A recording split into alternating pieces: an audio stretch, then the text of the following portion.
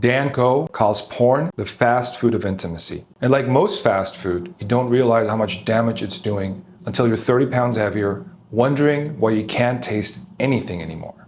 I was 14 when I discovered porn. For the next 19 years, I ate junk food every single day. And by the time I tried to sit down for a real meal with a real person, I'd wasted my 20s wondering why real intimacy tasted like nothing.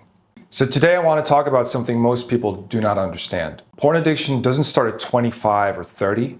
It starts at 12, sometimes as early as 9. The moment a boy discovers he can get sexual satisfaction without ever leaving his bedroom. And what he's actually doing is training his brain to prefer McDonald's over home-cooked meals. By the way, if this already sounds familiar, if your son is withdrawing socially, spending too much time alone, I put together a free 7-day parent clarity challenge that explains what's actually happening in his brain and why shame doesn't work. You can start day one anytime.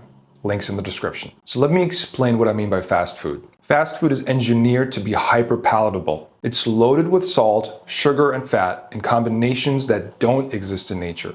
Your brain lights up when you eat it. It's instant, convenient, and guaranteed to satisfy in the moment. But here's the thing. The more fast food you eat, the less you can taste real food. A home-cooked meal that took time, skill, and effort tastes bland by comparison. Your palate has been hijacked. You've trained your brain to crave artificial intensity over genuine nourishment. And that's exactly what porn does to teenage boys. Porn is the fast food of intimacy. It's engineered to be hyper-stimulating in ways that don't exist in real relationships. And the more your son consumes it, the less he can appreciate real intimacy when it's sitting right in front of him. Teenage boys go through this gradual but relentless shift during puberty. From about age 12 to 18, testosterone levels climb steadily. We're talking 10 to 20 times higher than childhood levels. And with that comes this intensifying wave of sexual thoughts and urges. It's like the volume dial getting turned up slowly year after year until it's absolutely deafening. But here's the problem. Their prefrontal cortex, the part of the brain that handles impulse control, is still under construction and won't be finished until their mid-20s. So you've got sexual tension ramping up relentlessly, but the brain's ability to manage it is still being built. It's like handing someone a race car before they've learned to drive. And modern society gives them no legitimate outlet. We pretend it doesn't exist. We hope they'll figure it out. And then we act shocked when they turn to porn. Your 13-year-old son doesn't know how to talk to girls because he's terrified of rejection. He lacks the social skills and confidence, which is perfectly normal. The problem is, when that sexual tension builds, he goes to his laptop and gets instant safe, guaranteed relief without ever facing the terror of real interaction.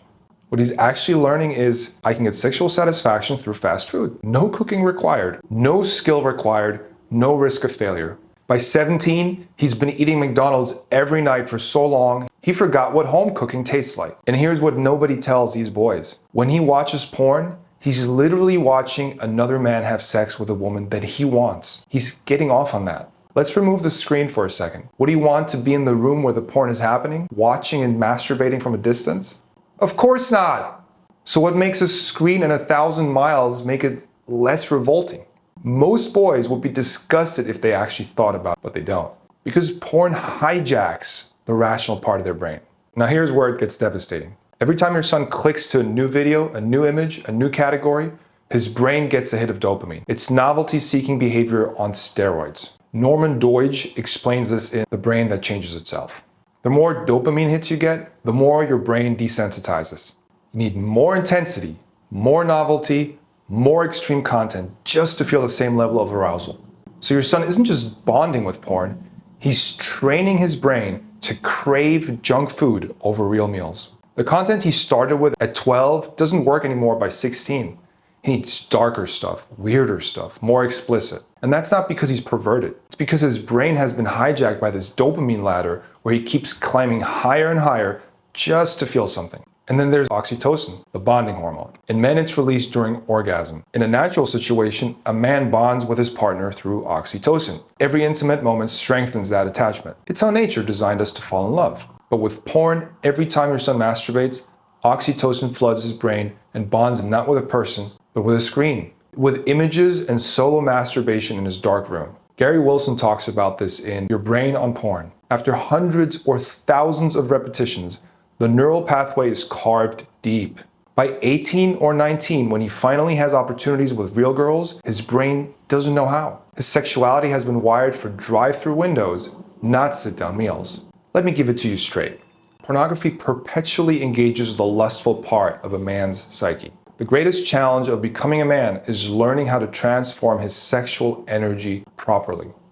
And pornography makes that transformation nearly impossible. Sexual energy is the most primal, visceral force men have. The will to mate, to reproduce, and to pursue. When that energy is scattered across 1,000 different images of girls in his mind, it's like a river splitting into countless streams. Each stream becomes shallow, weak, unable to carve anything meaningful.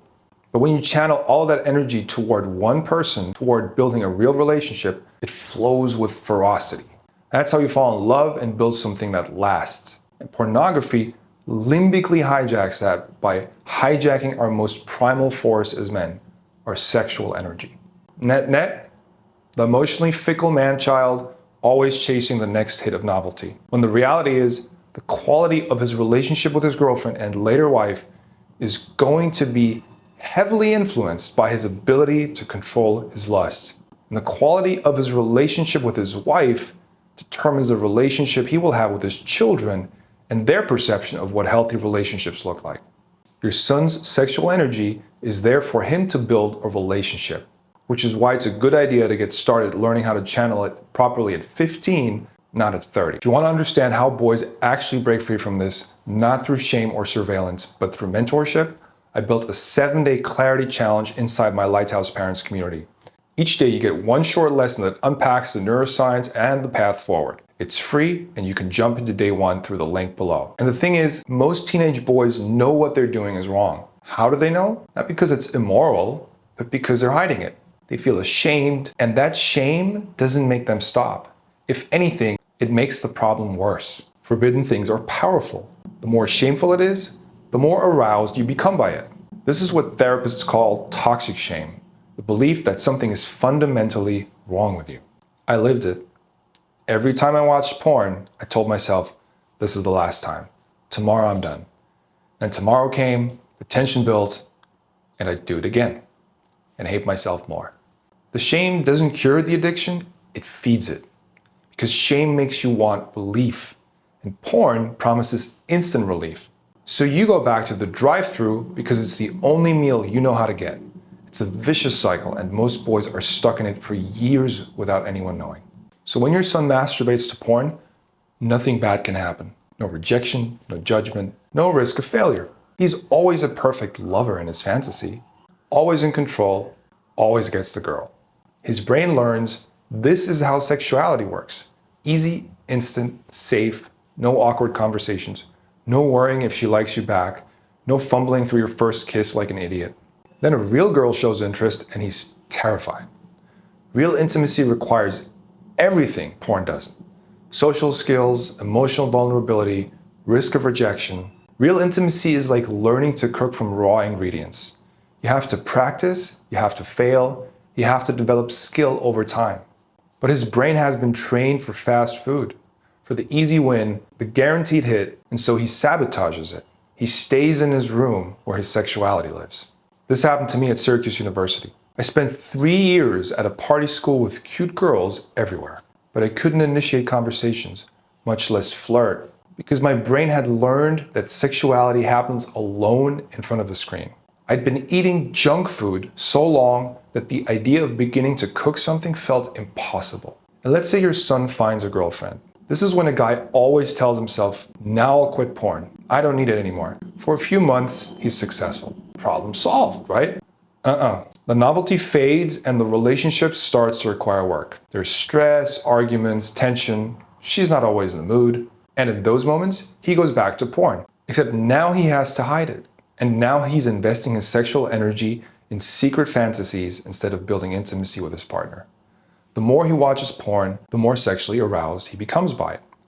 Meanwhile, his girlfriend isn't aroused because he's not building emotional closeness with her. So when he tries to be intimate, he's revved up from hyperstimulation and she's emotionally disconnected. Slowly, they drift apart. Not because they don't love each other, but because his palate was trained for fast food, not home cooking.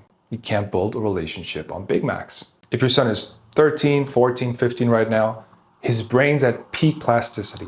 Every time he watches porn and masturbates, he's carving neural pathways for how sexuality works. He's teaching his brain what intimacy looks like. And right now, it looks like a screen with girls doing things no real girl would do on a first date or a 10th date without first building proper attraction and trust. His brain is learning women are instantly available, endlessly varied, and hypersexual without me having to earn it. That's the standard in porn. And when he meets a real girl who requires confident body language, conversation, and connection, his brain goes, wait, why is this so hard? Why do I have to work for this? And here's the brutal part. The more reps he puts in eating junk food, the more permanent this becomes. If you intervene now, you can redirect this before it calcifies. If you wait until he's 25 or 30, you're dealing with 10 to 15 years of eating nothing but junk. His palate is ruined. Relationships that have already failed, if he was even able to get into one. Shame that's been compounding for over a decade. The pain of addressing this at 15 is nothing compared to addressing it at 33. Trust me, I know. So first, your son needs to decide to stop. Not from shame or guilt, but because he understands what fast food is doing to his brain and his future. And this requires mentorship. A teenage boy won't have this conversation with his parents. He's not going to discuss his sex life at the dinner table. He needs someone who's been there and can say without judgment, I know what you're dealing with. Here's what's happening. Here's how to break free. Second, he needs to learn his triggers. When does he reach for porn? Porn becomes an escape from discomfort. Once he notices the pattern, he can begin to interrupt it. But you can't interrupt what you can't see. Third, he needs accountability. Not surveillance or shame, but someone who knows what he's working on and can guide him through the hard moments. The decision to stop is easy. You make it every morning in the shower. Maintaining that decision when tension builds at 11 p.m. on a Tuesday, that's the hard part. The most powerful thing your son can do is talk about this with someone he trusts. Someone who creates space where he can admit, I'm struggling with this, I want to stop, I don't know how. The moment he brings it into the light, the shame loses power. It stops being a dark secret that proves he's broken. It becomes a problem to solve. And problems can be solved. When boys talk about this in a group of other guys dealing with the same thing, the relief is immediate. Wait, other people struggle with this? I'm not uniquely perverted? There's a path out? That's when change becomes possible.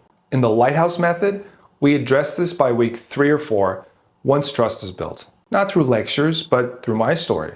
From age 14 to 33, I was trapped. Here's what it cost me. Here's how I broke free. Then we give practical tools. Teach trigger awareness, build accountability systems, normalize the struggle while refusing to accept the pattern. This work doesn't happen in therapy or school.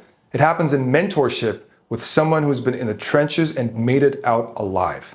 So if you're thinking, my son doesn't have this problem, you're most likely wrong. He almost certainly does. Average age of first exposure is 11. By 15, the vast majority of boys consume pornography regularly.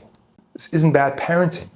It's biology meeting technology in a way that hijacks developing brains. The shame keeps him silent, the isolation makes it worse, and every year you wait, the pattern gets more entrenched. But here's the good news. Teenage brains are plastic. They can be rewired. A palate trained for junk food can learn to appreciate home cooking again. But only if someone intervenes, creates a space to talk about it without judgment, and shows the way out. I don't want your son to waste a decade learning what I learned the hard way. Porn isn't just stealing your son's time, it's stealing his masculinity, his confidence, and his ability to bond with real humans. But with the right guidance now, he can break free before his palate is ruined. He can rewire his brain while it's still plastic. He can learn that real intimacy, a meal that took time and effort to prepare, is infinitely more nourishing than anything that comes through a drive-through window. If your son is between 13 and 20, start the free 7-Day Parent Clarity Challenge. It'll give you the framework for addressing this without shame. Links in the description. And if this resonated, I made another video about why teenage boys need initiation not lectures. Right here.